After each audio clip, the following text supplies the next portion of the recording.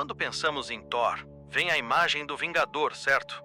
O deus do trovão, praticamente invencível, que sempre encontra um jeito de ganhar. O herói que, não importa a ameaça, se levanta, chama o martelo e salva o dia. Essa é a imagem que a cultura pop martelou na nossa mente. Mas e se eu te dissesse que o Thor original, o da mitologia, viveu cada dia da sua vida sabendo exatamente como e quando ia morrer? E se o maior herói dos nórdicos não fosse definido pela invencibilidade, mas pela forma como ele encarou de frente uma morte certa e terrível?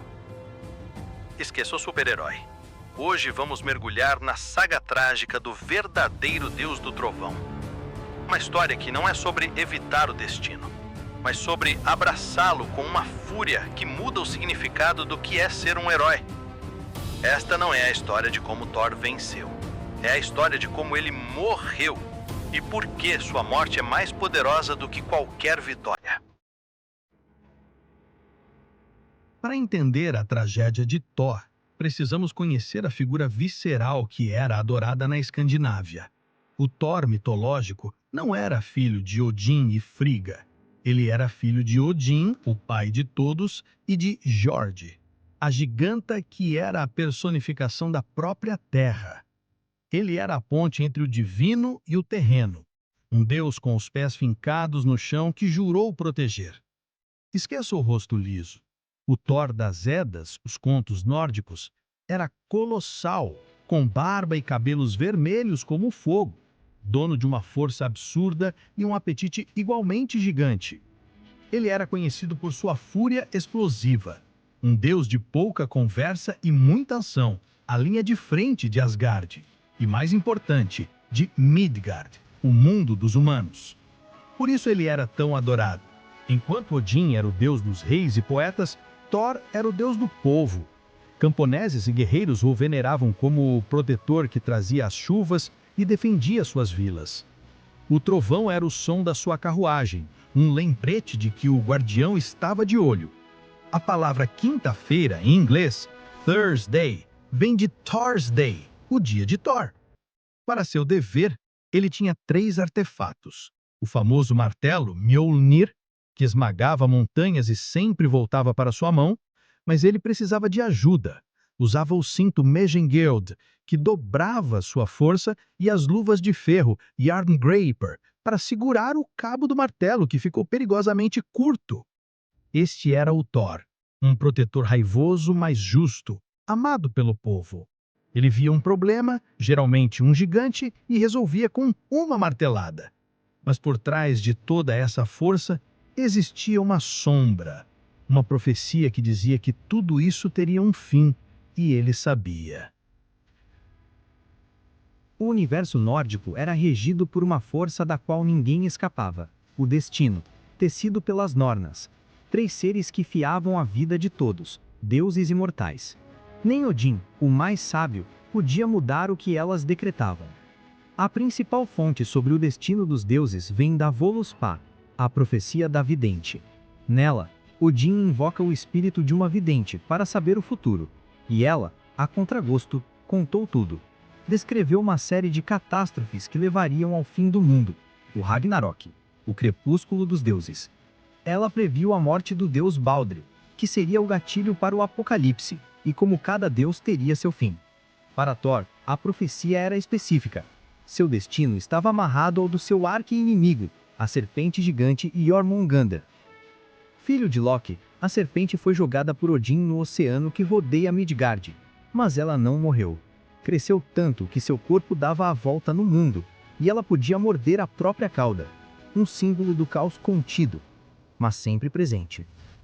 A vidente profetizou que no Ragnarok, Jormungandr se levantaria do mar, cuspindo veneno e envenenando os céus. E seria Thor, o protetor de Midgard, que a enfrentaria. No campo de batalha final, os dois teriam seu último combate. E o mais trágico, a profecia não previu uma vitória limpa. Disse que Thor, sim, conseguiria matar a serpente. Ele cumpriria seu dever. Mas, na luta, ele seria coberto pelo veneno mortal dela. A profecia era clara.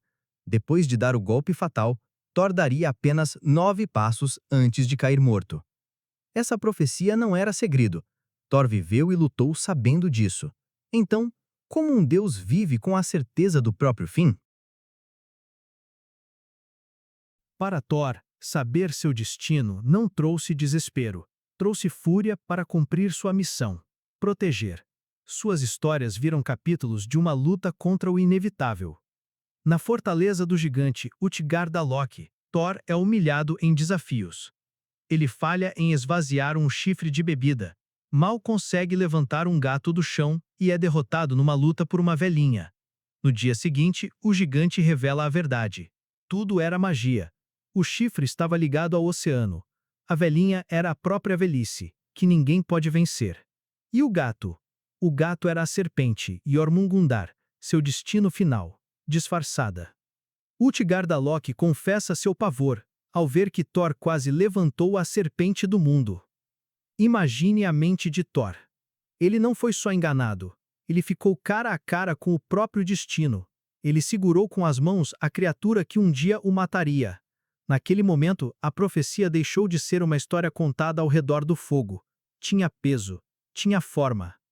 Em outro mito, numa pescaria, Thor decide fisgar Jormungandr. Ele consegue. A luta é épica. Thor pisa com tanta força que atravessa o fundo do barco. Ele puxa, e a cabeça da serpente surge da água, olhos cheios de ódio. O confronto direto, Thor levanta o Mjolnir, pronto para esmagar a besta e talvez reescrever o destino. Mas seu companheiro de barco, apavorado, corta a linha. A serpente afunda. A fúria de Thor foi terrível, mas era só a raiva de perder o peixe? Ou a de um guerreiro a quem foi negada a chance de encarar seu destino em seus próprios termos? Ele foi forçado a voltar a viver com aquela sombra, mas essa não seria a única vez que ele encararia o impossível. Como um dominó, os eventos do Ragnarok começaram. O gatilho foi a morte de Balder, o deus mais amado, assassinado por uma trama de Loki. A morte do deus da luz abriu caminho para a escuridão. Veio o Fimbulwinter, 3 invernos seguidos, sem verão. A fome e o desespero levaram ao caos. Os lobos que perseguiam o sol e a lua finalmente os devoraram, jogando os 9 reinos na escuridão. Terremotos violentos quebraram todas as correntes, e o lobo Fenrir se soltou. O próprio Loki escapou. Do seu posto, o deus Heimdall viu os inimigos se reunindo, gigantes, mortos, monstros. E do oceano, a terra se contorcia enquanto Jormungandr se erguia, seu veneno preenchendo o ar. Heimdall tocou seu chifre, o Gjallarhorn, o alarme final. O Ragnarok tinha começado.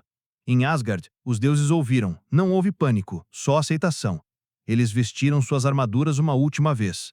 A grande árvore Yggdrasil tremeu. Os deuses marcharam para o campo de batalha do destino, sabendo que a maioria não voltaria. E Thor marchou na frente, os olhos procurando a forma gigantesca do seu inimigo. A hora que ele esperou a vida toda tinha chegado. O campo de batalha era puro caos. De um lado, os deuses. Do outro, uma horda de gigantes e monstros. As batalhas predestinadas começaram. Odin contra o lobo Fenrir. Freyr contra o gigante de fogo Surtr. Mas Thor só tinha olhos para um inimigo. Lá estava Jormungandr, uma montanha viva de escamas, a cabeça balançando no céu envenenado. Thor não hesitou. Ele avançou. Trovões retumbavam a cada passo. O protetor de Midgard caminhou para encontrar seu destruidor.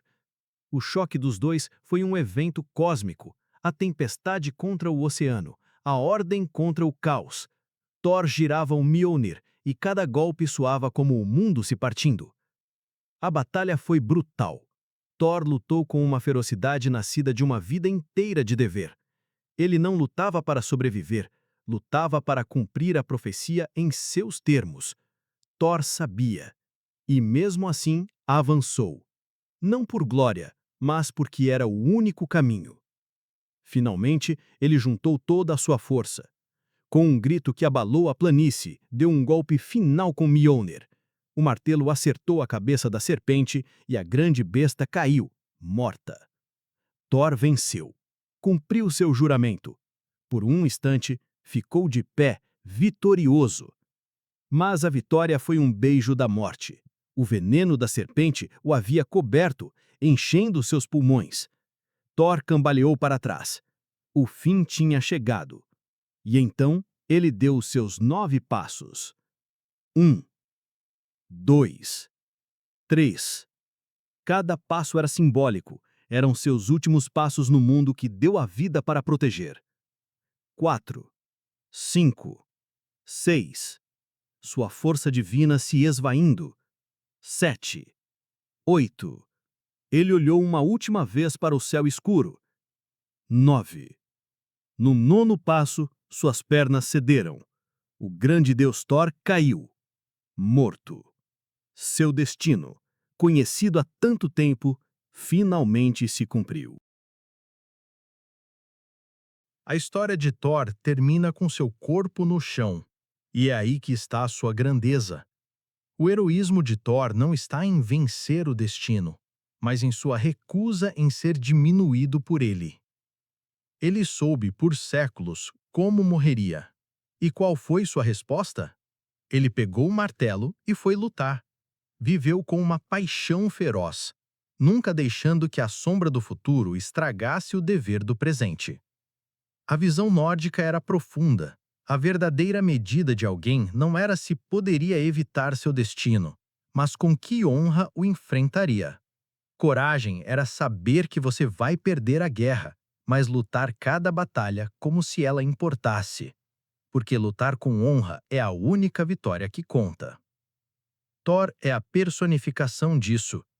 Sua vida foi um ato de desafio, não contra a profecia, mas contra o desespero que ela poderia causar. Ele ensina que heroísmo não está na imortalidade, mas no sacrifício. Talvez ele soubesse que morreria, mas morreria deixando algo que nem os deuses poderiam apagar. E seu sacrifício não foi em vão.